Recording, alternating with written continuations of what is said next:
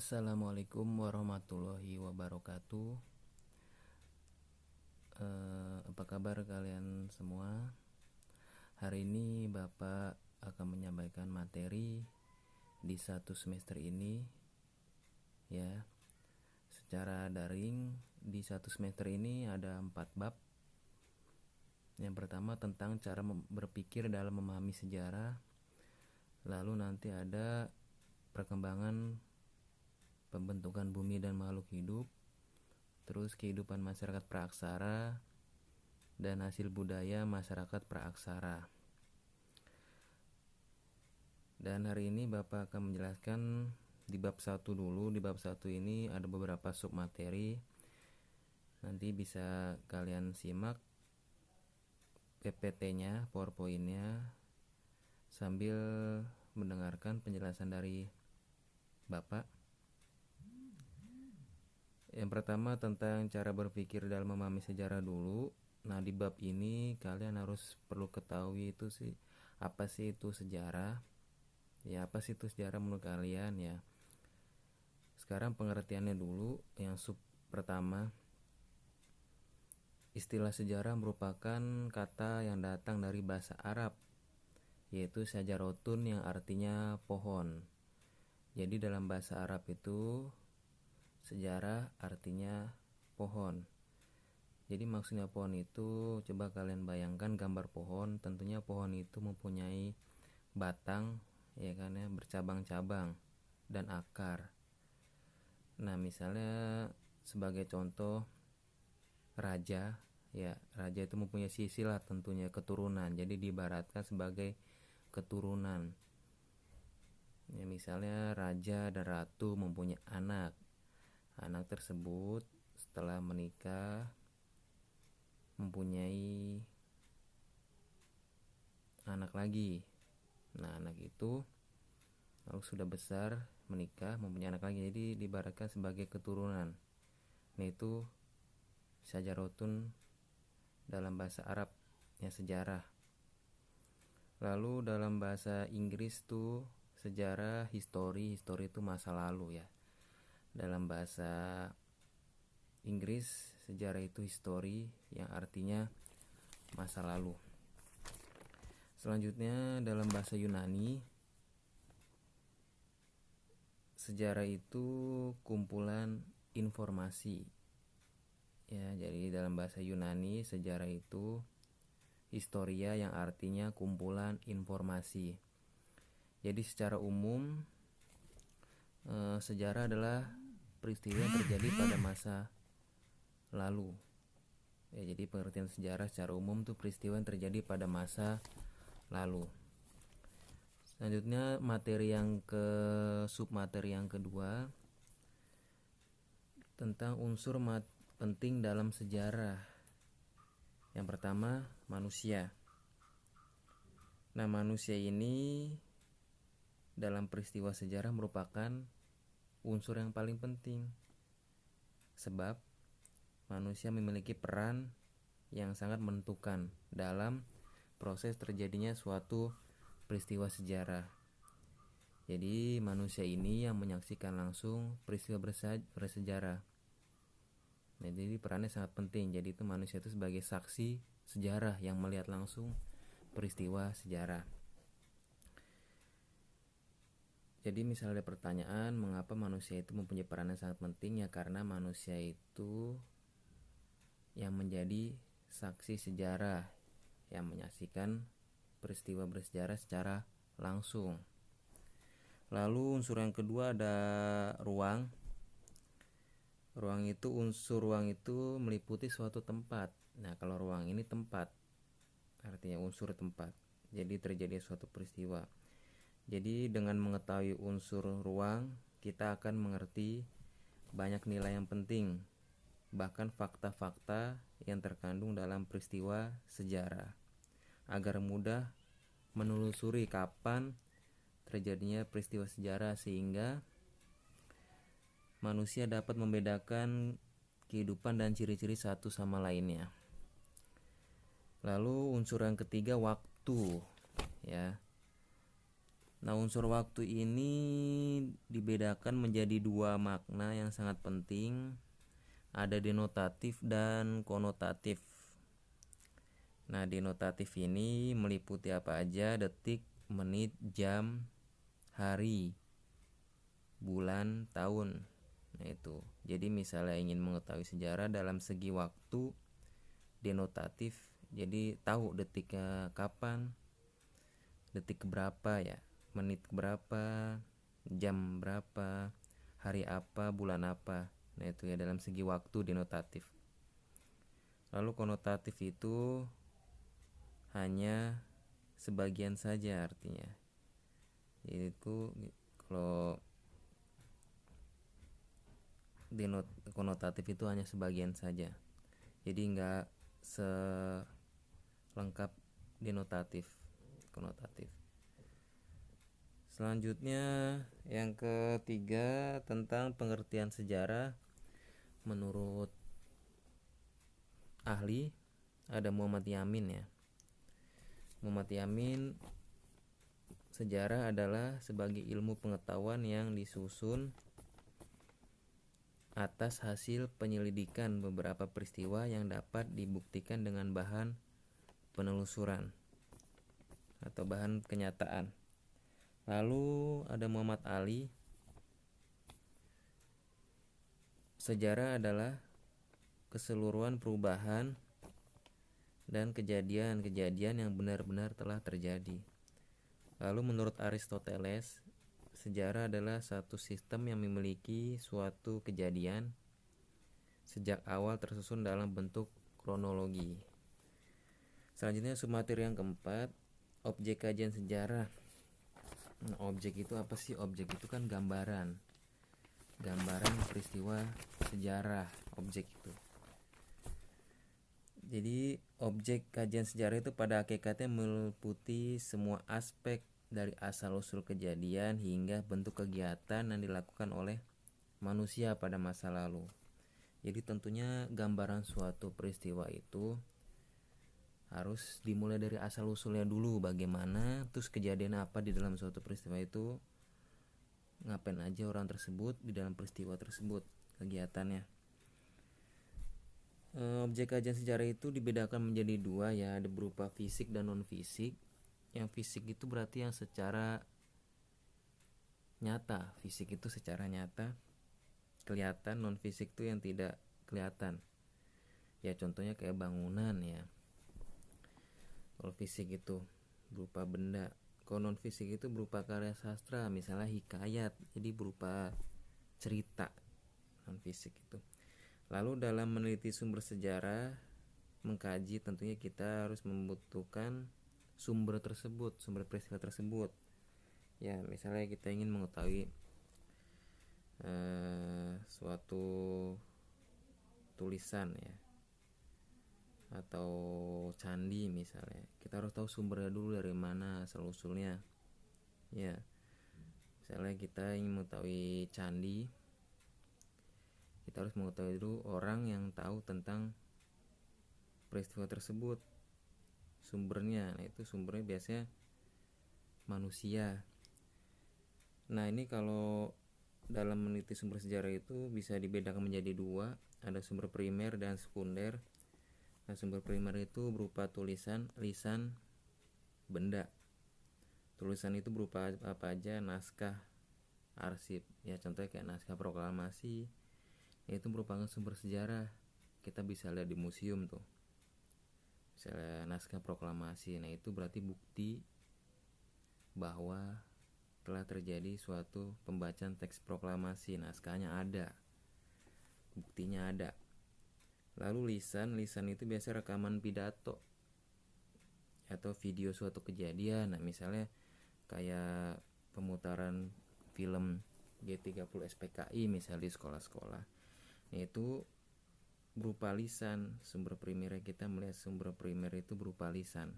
Sumber primer sejarah berupa lisan, jadi melalui video. Lalu benda itu ya contohnya kayak fosil, bangunan bersejarah, candi, senjata juga bisa. Lalu selanjutnya konsep berpikir diakronik. Sinkronik ruang dan waktu. Nah, ini menyangkut dengan manusia yang mengetahui suatu peristiwa. Yang pertama, diakronik dulu. Penjelasannya proses berpikir tentang sejarah yang menggambarkan waktu dalam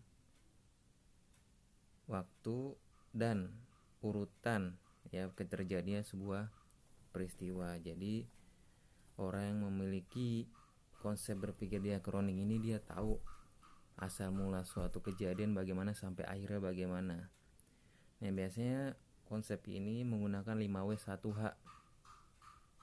Jadi kapan, di mana, siapa, bagaimana, kenapa. Nah, itu.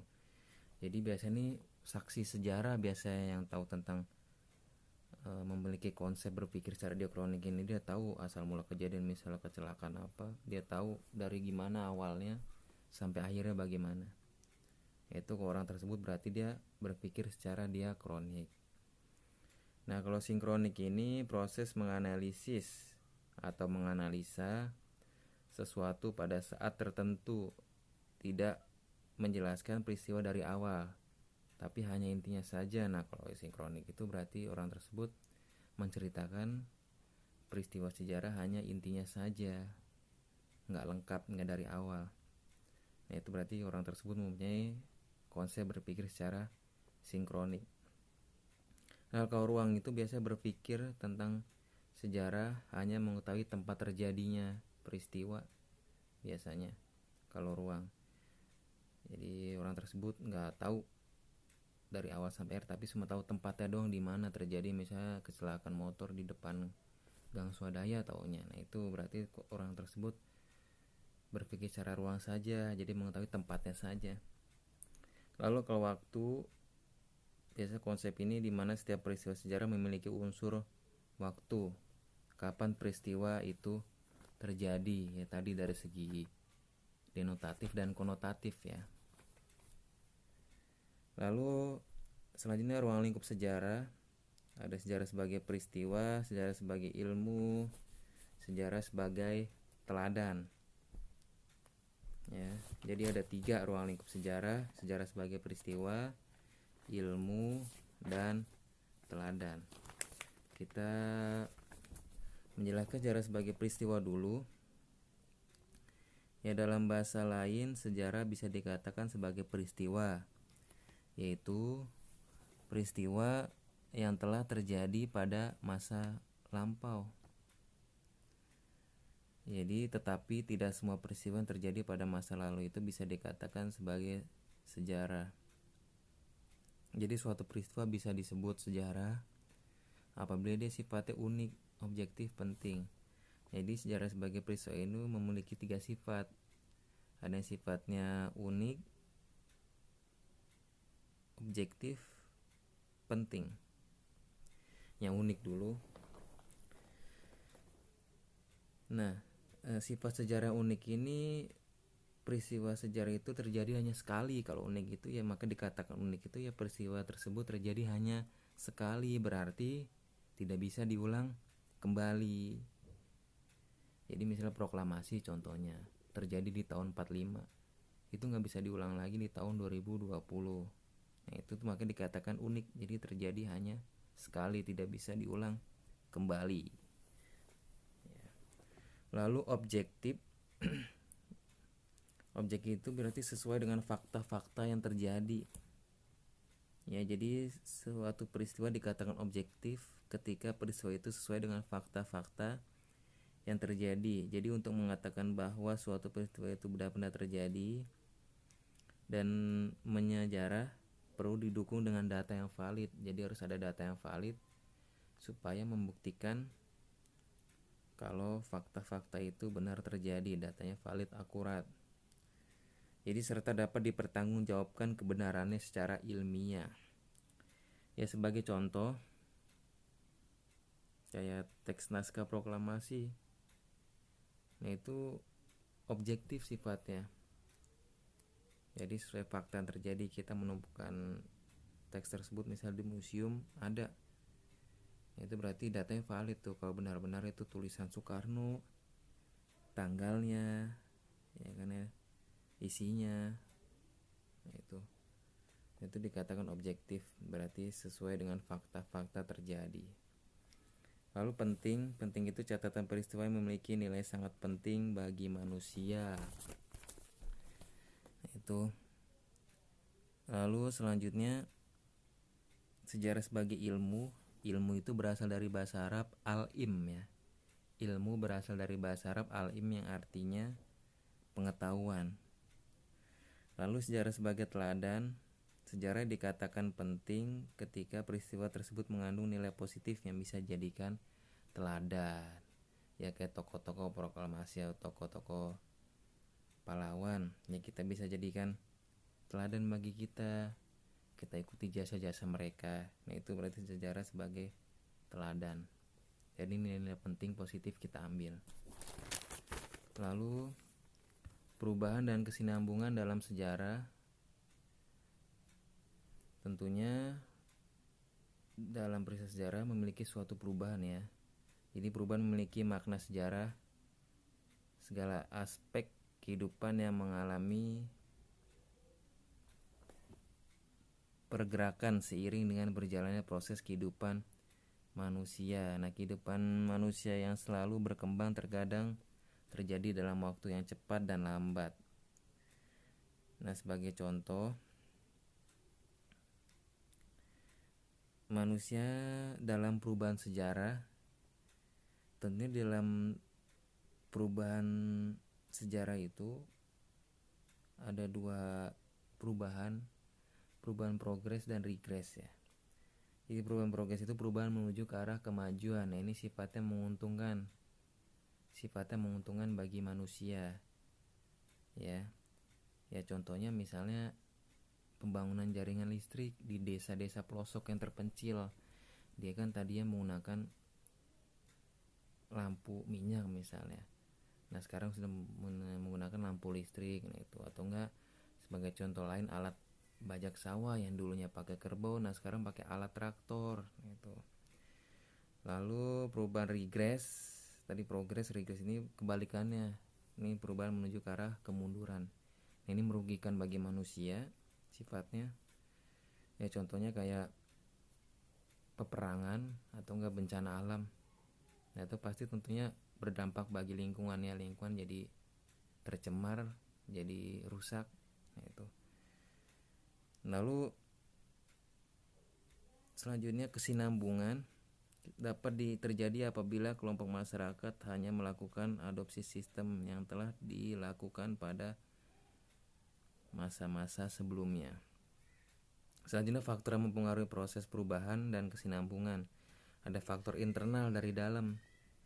Nah, biasanya faktor tersebut mempunyai perubahan dalam sejarah. Ya, faktor internal itu meliputi perubahan penduduk ya. Tentunya di dalam perubahan penduduk itu ada yang termasuk faktor kelahiran dan kematian. Jadi ada yang meninggal lalu ada yang lahir lagi, itu kayak gitu. Itu perubahan penduduk itu termasuk perubahan dalam sejarah. Lalu penemuan baru. Nah, penemuan baru ini biasanya perubahan pada masyarakat juga bisa disebabkan terjadinya peristiwa penemuan hal-hal baru. Jadi seiring dengan berkembangnya kebutuhan manusia dan rumitnya permasalahan yang dihadapi manusia untuk melakukan dan menciptakan penemuan baru. Ya, proses penemuan baru ini sifatnya ada 3, inovasi. Ya, jadi penemuan baru itu sifatnya ada 3 ya, diingat. Inovasi, discovery, invention. Nah, inovasi itu pengertiannya suatu proses perubahan yang terjadi dalam waktu yang relatif lama yang meliputi tentang penemuan unsur baru dalam suatu masyarakat. Ya contohnya AC, ya kan? Nah, AC ini memiliki kelebihan untuk membasmi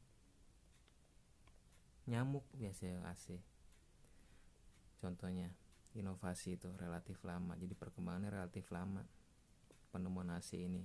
Kita kan pertamanya menggunakan, kalau ingin kebutuhan manusia ya misalnya di cuaca panas pakai kipas kayu dulu kan, pertama kipas kayu lalu berubah menjadi kipas angin. Dan terakhir AC. Nah itu relatif lama itu perkembangannya, perubahannya dalam sejarahnya. Discovery itu suatu penemuan unsur baru di bidang kebudayaan. Pengertian discovery itu suatu penemuan unsur baru di bidang kebudayaan. Nah biasanya penemuan unsur ini berupa alat-alat. Discovery ini berupa alat-alat maupun gagasan yang baru ya. Contohnya kayak penemuan robot ya. Penemuan robot biasanya contohnya. Lalu invention, pengertiannya bentuk pengembangan dari suatu unsur atau temuan baru. Invention itu bentuk pengembangan dari suatu unsur atau temuan baru. Artinya ya bentuk pengembangan dari discovery. Jadi suatu unsur baru dalam masyarakat itu dapat dikatakan sebagai invention jika temuan baru tersebut telah diakui, diterima, dan juga diterapkan dalam kehidupan masyarakat tertentu. Ya contohnya penemuan TV. Terus faktor internal ketiga, konflik dalam masyarakat. Biasanya terjadi di masyarakat menjadi unsur terjadinya suatu perubahan. Biasanya ada yang baik negatif, perubahan negatif maupun positif juga ada. Lalu faktor eksternal berarti faktor alam dan faktor peperangan. Nah biasanya alam ini memiliki pengaruh sangat besar terhadap perubahan yang terjadi pada masyarakat. Misalnya dari segi keindahan. Terus dari segi sumber kehidupan, alam merupakan unsur penting yang diandalkan sebagai sumber makanan dan kebutuhan lainnya. Karena alam itu mampu memberikan manfaat yang besar terhadap kehidupan manusia, maka sudah selayaknya manusia menjaga dan melestarikan alam.